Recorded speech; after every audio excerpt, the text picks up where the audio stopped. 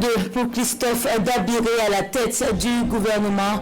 Il est appelé à conduire les actions de l'exécutif. Économiste confirmé, il devrait une fois de plus faire face aux défis sécuritaires et sanitaires, sans oublier les priorités des populations. Nous revisitons ce soir son parcours. Nous entendrons également l'avis des partis politiques sur sa reconduction. Paix et cohésion sociale, leitmotiv prôné par la caravane de la coalition Jam. L'approche participative est visée avec l'implication des leaders communautaires. Nous en saurons un peu plus au cours de cette édition. Une entrée qui ne passe pas inaperçue pour les étalons cadets. Ils ont brillé de mille feux au tournoi UFOA face aux écureuils du Bénin. 5-1 pour une première journée comptant pour Maroc 2021. Nous revenons ce soir sur les temps forts. Et ce sont les titres de votre 20h. Madame, monsieur, bonsoir. Une expérience qui devrait permettre une réussite de la mission à lui confier. Joseph Dabiré revient pour une seconde fois à la tête du gouvernement après sa nomination hier. Après une première en janvier 2019, il est une fois de plus sollicité pour porter le programme du chef de l'État à travers les actions de l'exécutif. Son portrait avec Draman Guéné. D'objectifs à atteindre. Christophe Joseph Marie Dabiré pour conduire le premier gouvernement du deuxième quinquennat de Roch-Marc Christian Kaboré. C'est une confiance renouvelée en celui qui était déjà à la tête du gouvernement depuis janvier 2019. Titulaire d'un diplôme d'études approfondies en sciences économiques et d'un diplôme d'études supérieures spécialisé en administration des entreprises, Christophe Dabiré est spécialisé en planification du développement et en gestion des entreprises avec à la clé 32 ans d'expérience dans les hautes administrations burkinabè et communautaires.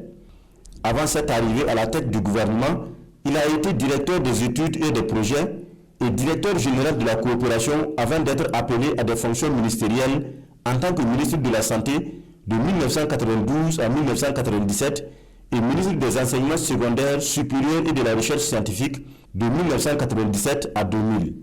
Sur le plan politique, il a été réélu 2 fois à l'Assemblée nationale en 1997 et en 2002. De mars 2007 à mai 2017, il embrasse une carrière internationale. Commissaire de l'UEMOA au titre du Burkina, chargé du développement du marché régional, du commerce, de la concurrence et de la coopération. Comme lors de son premier gouvernement, le Premier ministre revient dans un contexte sécuritaire et socio-politique difficile. Lutte contre le terrorisme et le Covid-19, réconciliation nationale, grandeur sociale et relance économique, voici des aspects sur lesquels Christophe Dabiré sera jugé. Économiste chevronné, haut fonctionnaire, il a certainement des atouts pour prendre en main ses dossiers et relever des défis du moment. Comme il a su bien le dire dans un tweet, il accepte une fois de plus cet appel qui sonne comme une mission qui vaut tous les sacrifices. C'est alors un homme averti qu'il va former son gouvernement pour aller sur les chantiers du second mandat de Roch-Marc Christian Kaboré, à savoir gagner le pari de la sécurité, de la stabilité du pays, renforcer la démocratie, réconcilier les Burkinabés, consolider la cohésion sociale et la paix, renforcer l'état de droit, moderniser l'administration publique. Mais d'ores et déjà, on peut dire que le choix de Christophe Dabiré est le choix de la stabilité et de la continuité. La nomination du Premier ministre était très attendue au sein des populations, mais aussi de la classe politique. Quel est l'avis des leaders de cette classe sur le retour de Christophe Dabiré à la tête du gouvernement? Une de nos équipes de reportage leur a tendu le micro, propos recueillis par Nongba Kouda et Olopoda. Pas de grande surprise à la reconduction de Christophe Joseph Marie Dabiré au poste de Premier ministre. C'est en tout cas le ressenti de certains acteurs politiques burkinabés. Ils estiment que c'est l'homme indiqué pour ce deuxième mandat au vu de la qualité de l'homme, de son expérience et de son vécu. Nous avons vu durant ces 2 années passées à la tête du gouvernement comment il a pu imprimer sa marque dans la gestion de sa mission, comment il a contribué à travers son sens du dialogue, de l'écoute, de la retenue, de la responsabilité, comment donc il a contribué à apaiser le climat social. Et je pense que c'est une qualité qui va être essentielle dans un contexte national marquée par une crise sécuritaire. Il a su, je pense, puis donner une gouvernance apaisée dans notre pays. Et ça nous a permis de nous mettre dans une posture de développement plus rapide. Parce que cette façon de gouverner, en associant tout le monde, mais aussi en essayant donc de trouver en lui-même l'expérience qu'il faut pour que chaque cas puisse être traité avec beaucoup plus de sagesse, nous a permis de pouvoir en tout cas avoir des résultats tangibles. Et c'est ce qui nous a permis d'avoir un bon bilan. Donc moi je pense que, en tout cas, le Burkina Faso a bien fait. Nous avons au niveau du parti contribué au choix de la personne qui devait diriger ce nouveau mandat du président du Faso. Donc c'est un choix raisonné, c'est un choix tout à fait responsable, c'est un choix qui est assumé.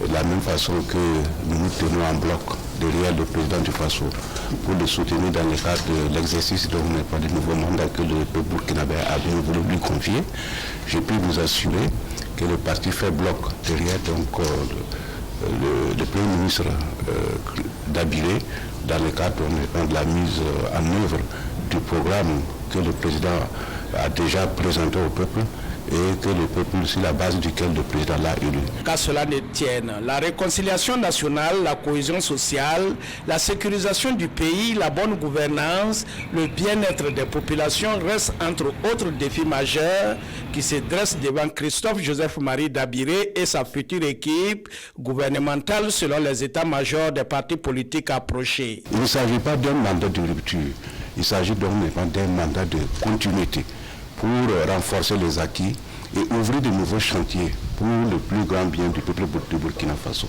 Les questions qui nous sont chères, ce sont des questions essentiellement sécuritaires. Vous savez qu'on ne peut pas asseoir le développement dans un environnement insécurisé. Donc nous sommes de ceux qui pensent que le peuple doit avoir son mot à dire dans la question de la paix dans notre pays. Et je pense que chacun de nous doit se préparer. Et nous attendons que le président donne une carte blanche au Premier ministre Dabiré pour qu'il puisse engager un vrai dialogue pour permettre de ramener tout le monde sur une forme de vivre ensemble, de paix sociale entre nous et de manière à pouvoir affronter nos ennemis communs. Le mal sécuritaire, le mal de la dégénération de notre cohésion sociale, le mal de la misère, et surtout le mal du chômage qui ronge la jeunesse. C'est des dossiers prioritaires et je souhaite de tout cœur que le Premier ministre, sans attendre, s'attaque résolument à ces problèmes. Le CDP et le Faso autrement pour leur part, sans pour autant s'exprimer à notre micro, disent attendre de voir le chef de gouvernement à l'épreuve pour piper mot tant les chantiers sont énormes. Les citoyens également se prononcent à l'issue de la classe politique. À Ouaga, Bobo et Gawa, une bonne majorité estiment que l'expérience devrait faire la différence. Boukari Ouedraogo. Christophe Joseph Marie Dabiré bénéficie à nouveau de la confiance du président du Faso et est désormais le premier ministre du Burkina Faso. Un retour salué par certaines personnes qui estiment qu'au vu de son expérience, il est l'homme de la situation. Quand le vieux a pris, on a vu que les choses allaient un peu, ça s'améliorait un peu. Donc c'est une charge pour lui de... Ce que le président a fait, c'est bon. Il reste 2-3 ans après, on va voir. Le président a fait ce soir que nous tous on est contents, parce que c'est très bien, c'est un vieux, il a un peu d'expérience. On attendait le poste qu'il a géré, franchement il est bien, il peut faire bien pour nous, il peut aider le président pour travailler, pour développer le pays. Vu son expérience, et puis et au regard du contexte que nous traversons, il pourra essayer de tempérer les choses et puis pour que la paix revienne et puis bien d'autres choses. Moi je crois qu'on ne change pas une équipe qui gagne. Pour moi particulièrement c'est quelqu'un qui travaille très bien. Quand il est venu, vraiment on a vu que le travail, bon, c'était bien. Bon, par rapport à nous, les profanes, on a vu que le travail était bien. Durant la période où il a été Premier ministre, je pense que les choses se sont bien passées. Et pour une question de continuité, et surtout on parle de la question de réconciliation. Vu son âge et puis vu les épreuves qu'il a eu à traverser, je pense qu'il est bien placé.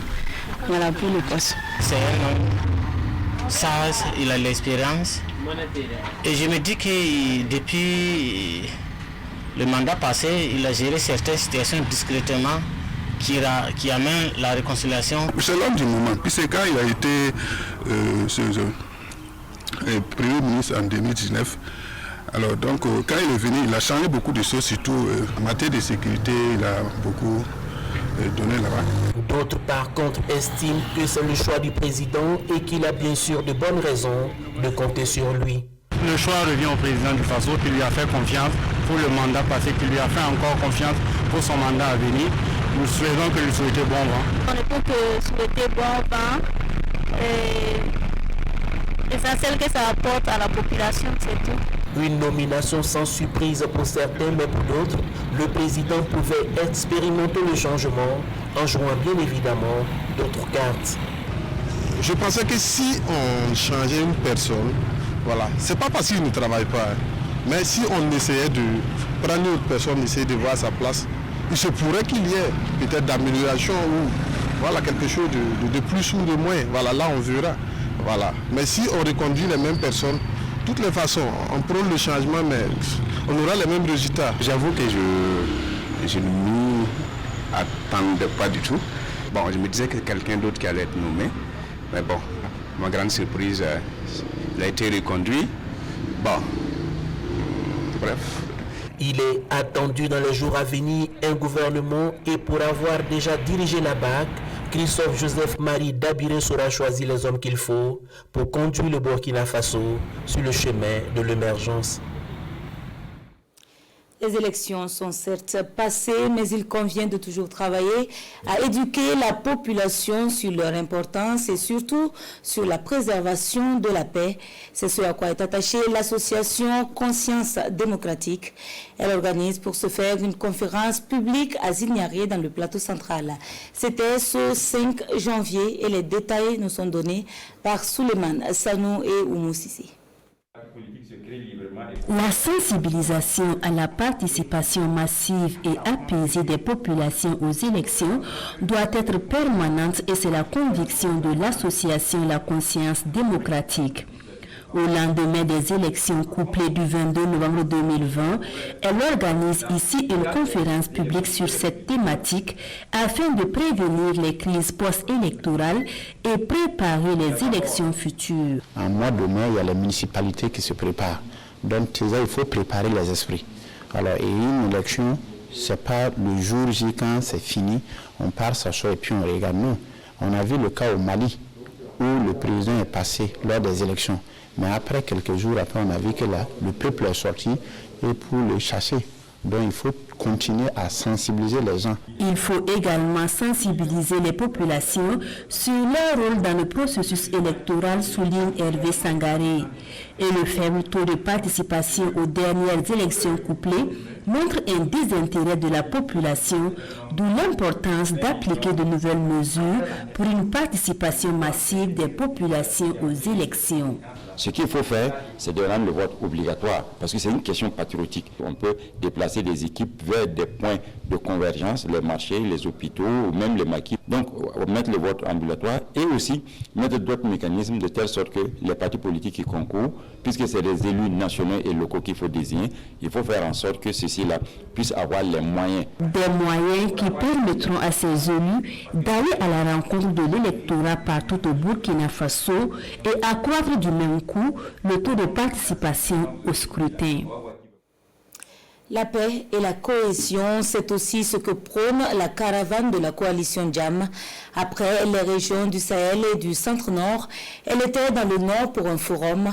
Les échanges ont permis aux leaders communautaires et aux populations de faire des propositions à prendre en compte dans la lutte contre le terrorisme. Compte rendu avec Constantin Ouetraogo et Alidou Alain Sawadogo. Des leaders d'opinion communautaire en concertation pour la paix et la cohésion sociale au Burkina.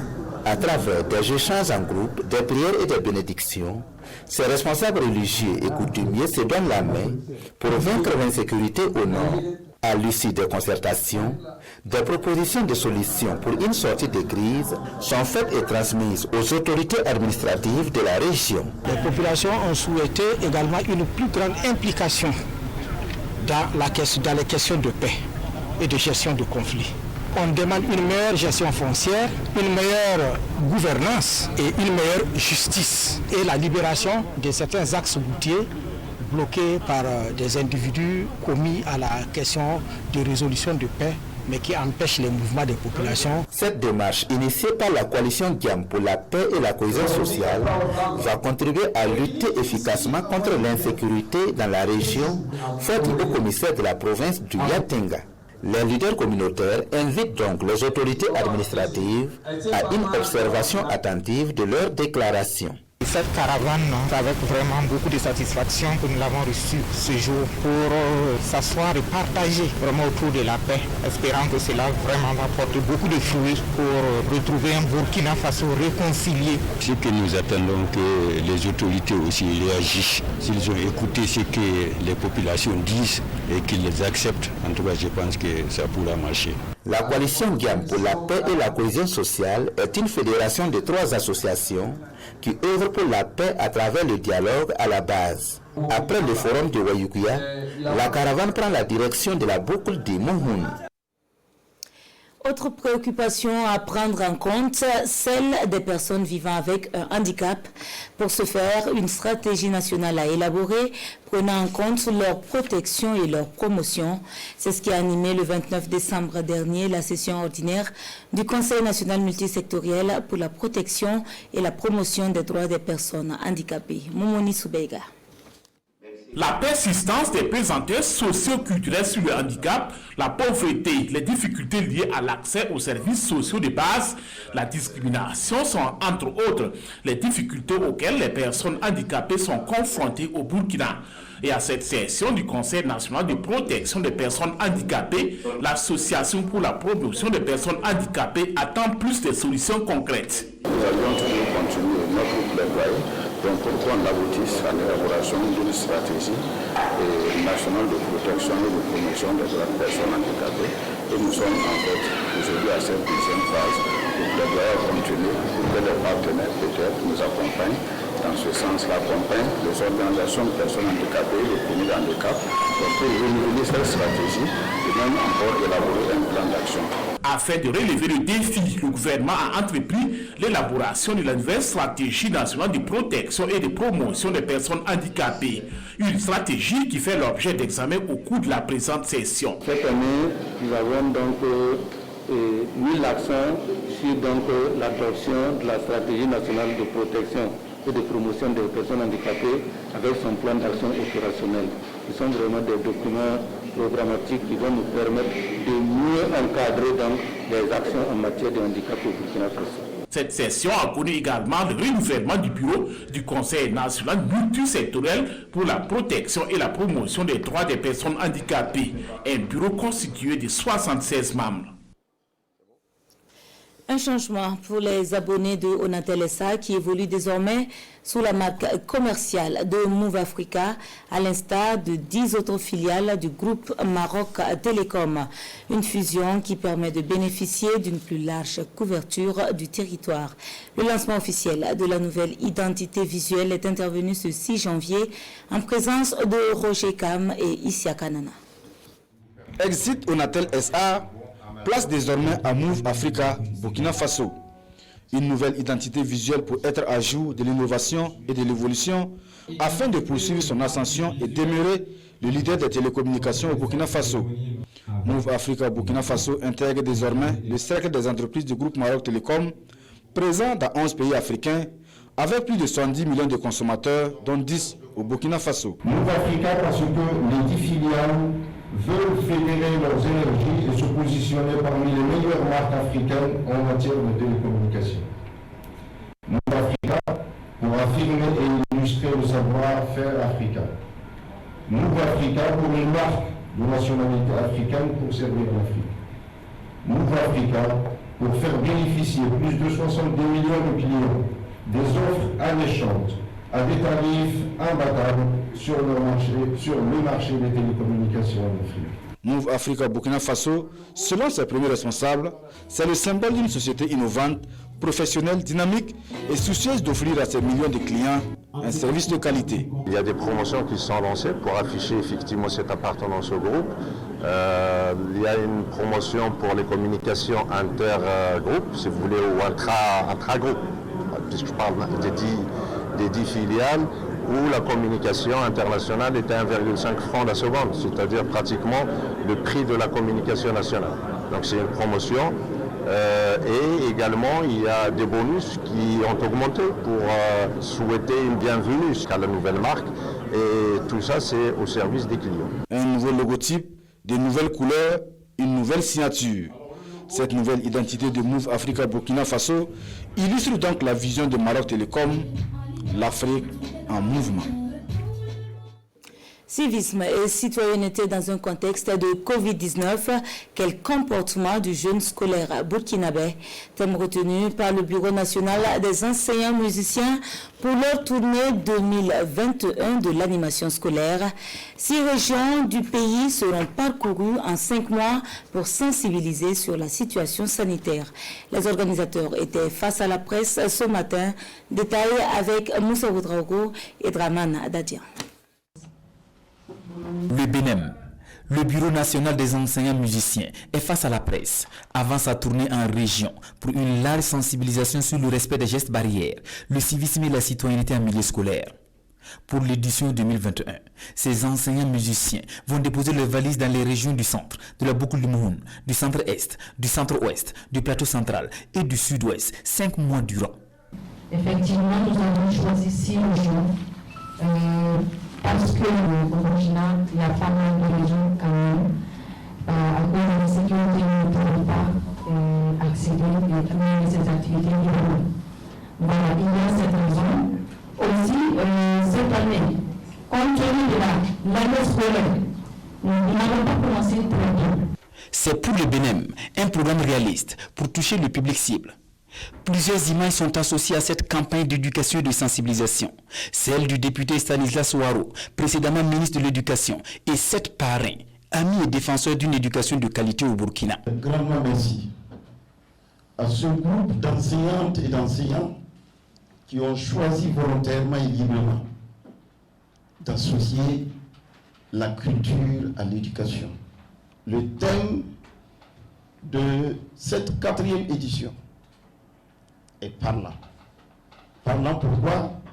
C'est un thème d'actualité qui nous invite tous à observer les mesures barrières. Quand il y a des mesures qui sont prises, nous, éducateurs, nous sommes les premiers à se sentir concernés. Des modèles qui éduquent, parmi eux des centaines d'enseignants musiciens, mais seulement une vingtaine déclarés au BBDA, le bureau burkinabé du droit d'auteur. Les élèves, accompagnés également par l'Association pour le bien-être de l'enfance en difficulté, cela se passe à Bobo-Dioulasso, à Léguéma, un village de la commune de Bobo. L'association a érigé un bâtiment de 3 salles de classe au profit des populations, de quoi améliorer les conditions d'études des élèves, parfois obligés de prendre leurs cours sous les arbres. Le compte-rendu de Isiaka Nana. Moi, je suis arrivé cette année. Et les écoles A et B qui sont là, les enfants étaient carrément assis à terre. Cette situation ne sera plus qu'un souvenir pour Rodrigue Dambélé, directeur de l'école primaire Léguémassé et l'ensemble de ses élèves. Un bâtiment de 3 classes entièrement équipé, voilà ce que ABER International, l'association pour le bien-être de l'enfance en difficulté, leur offre. Une infrastructure scolaire qui vient accroître l'offre d'accueil et la qualité de l'éducation dans la commune de Bobo-Dioulasso. Ce bâtiment, ça fait vraiment du bien à la communauté des enfants, à la communauté éducative. Ça va nous permettre vraiment de bien travailler et atteindre les résultats de l'école de qualité. C'est un bon exemple qui nous a été donné, qui vient soulager un tant soit peu la commune de Bobo-Dioulasso dans ses efforts de faire en sorte que les effectifs soient réduits dans les classes. 25 millions de francs CFA, c'est la somme mobilisée par ABER International et ses partenaires allemands pour la construction de cette infrastructure. Ce don s'inscrit en droit des objectifs de l'association pour qui le développement durable ne saurait être effectif sans une éducation de qualité. Il y a 6 mois ou 7 mois, M. Zongrana nous envoyait une demande avec des effectifs pléthoriques, des effectifs de 156, 166 élèves par classe. Et alors, on ne pouvait pas imaginer que des enseignants puissent travailler dans ces conditions. Donc, ça nous a beaucoup touchés. Et là, nous avons dit que nous allons travailler à faire quelque chose quand même pour accompagner la politique de l'État en matière d'éducation. L'éducation de qualité pour tous. La construction de cette école porte désormais à 8 le nombre d'infrastructures scolaires réalisées par Aber International au Burkina Faso. Et la donatrice n'entend donc pas s'arrêter.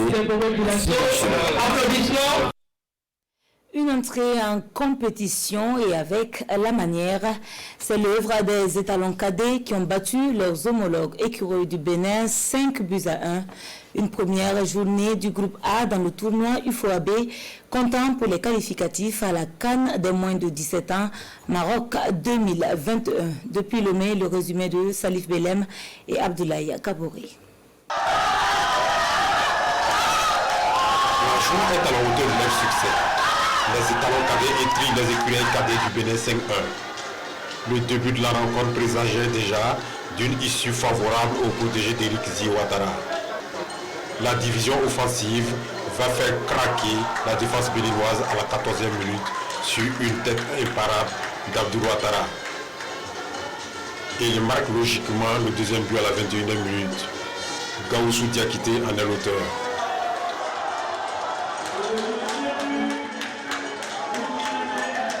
La mi-temps interviendra sur ce score de 2-0 pour le Burkina Faso. Les Burkinabés acculent leurs adversaires.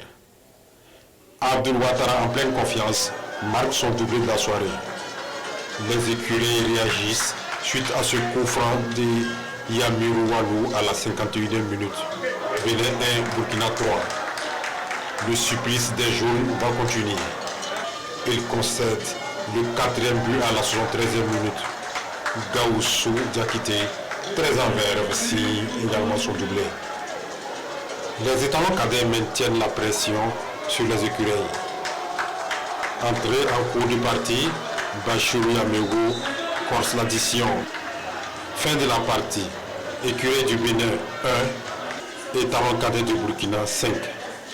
Le premier match a toujours été important, donc avec ces gamins-là qui n'ont jamais joué un match international, il fallait vite revenir, savoir gérer le stress. Et bon, Dieu merci, ils ont eu une farouche résistance, mais on a pu marquer tôt. Donc je pense que c'est ça qui a pu faciliter un peu le dénouement final. C'est vrai qu'il y a eu des imperfections. C'est vrai qu'on gagne, mais au-delà du sport, il y a beaucoup à dire. Pour arriver au haut niveau, il va falloir redoubler d'efforts. Ce résultat va permettre aux coéquipiers du capitaine Rachid Janou d'aborder plus sereinement la deuxième rencontre le 8 janvier face au Niger. En sport toujours et en bref, un match au retour des éliminatoires de la Coupe CAF joué ce soir même au stade du 4 août. Salitas FC a battu le représentant du Soudan Al-Amal Atbara par 2-0. Il se qualifie ainsi pour le tour de cadrage. Hors de chez nous et en Centrafrique, 10 des 16 candidats de l'opposition exigent une annulation du double scrutin présidentiel et législatif. Une présidentielle à l'issue de laquelle le président sortant est déclaré victorieux. Des résultats qui restent pourtant provisoires et qui doivent être entérinés par la Cour constitutionnelle. 10 candidats à l'élection présidentielle en Centrafrique ont exigé l'annulation du scrutin après l'annonce de la victoire du président sortant. Lundi soir, l'autorité des élections a déclaré Faustin Archange Touadéra vainqueur au premier tour avec 53,92% des voix. Ce résultat provisoire, qui doit encore être certifié par la Cour constitutionnelle, est contesté par 10 des 16 candidats de l'opposition. Ces derniers considèrent que les élections présidentielles et législatives du 27 décembre ont été entachées d'irrégularités. Un électeur sur deux n'a en effet pas pu participer au vote à cause de l'offensive rebelle en cours en République centrafricaine. Sur un total de 1 800 000 inscrits, seuls 700 000 ont pu voter. Cela correspond à un taux de participation de 37% et non de 76,31% comme l'avait annoncé l'autorité nationale des élections. De nombreux votes par dérogation ainsi qu'un démarrage tardif des opérations électorales ont également été notifiés. Pour les 10 candidats de l'opposition, parmi lesquels les ex-premiers ministres Anissé Georges Dologuélé, arrivé deuxième au premier tour, et Martin Ziguélé, troisième sur le podium, ces résultats constituent un grave recul de la démocratie en République centrafricaine. Voilà qui referme cette édition. Merci de nous avoir suivis. On se dit à demain, Dieu voulant. Bonsoir.